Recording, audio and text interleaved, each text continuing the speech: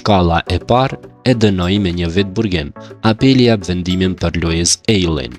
Gjykata e apelit juridiksionit të përgjithshëm Tiranë ka pranuar kërkesën ankimore të avokatëve Arber Hoxha dhe Dritan Metani, duke shqyrtuar vendimin e gjykatës së shkallës së parë në Fier dhe duke deklaruar të pavajshëm të pandehurin Louise Aylin dhe Fatmir Abdurrahmani. Thuhet nëpër media se Louise Aylin ishte deklaruar fajtor dhe dënuar me 1 vit burgim për falsifikim dokumentesh nga shkalla e parë Fier. Aylin ishte dënuar nga gjykata e Fierit në kohën kur ka mbajtur detyrën e noterit. Por sot, pasi është shpallur plotësisht i pafajshëm, Louise Aylin doli me këtë deklaratë që mund të ndiqni në vijim.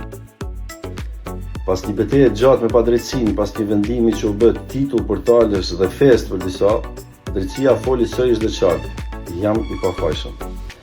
Gjykata e apelit argëzoi atë vendim absurd që më dënoi me 1 vit burg, jo sepse më dha një favor, por sepse pa të vërtetën. Në të vërtetë që shumë nuk e kërkuan kurrë, sepse nuk i interesonte drejtësia për shkatrimi.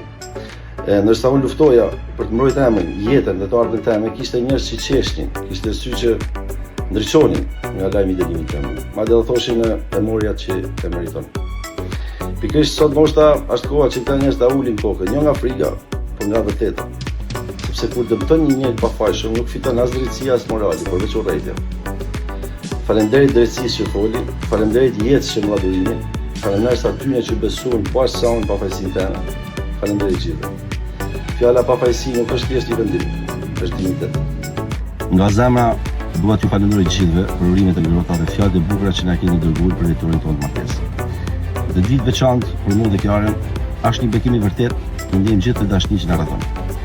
Martesa është çdo mëngjes kur zgjohesh pranë dikujt që ta njeh shpirtin, është çdo mbrëmje kur sy flasin pa fjalë, është një udhtim me gjithë fëmijët dhe sfidat, por kur dorën ta mban njeriu i dur, çdo pengesë bëhet më lehtë, çdo moment bëhet më i shenjtë.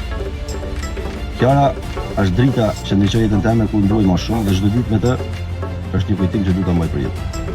Dashnia jonë është rrit bashkë me ne, është forcuar heshtje dhe është lulëzuar para syve tuaj dhe për këtë ju jam thellësisht mirënjohës.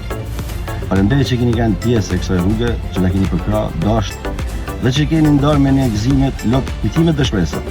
Dashnia që na keni dhënë është dhuratë e çmuar dhe do ta ruajmë gjithmonë në zemër. Nga unë, Kiara dhe Luna, ju përshafoj me gjithë shpirt të dua.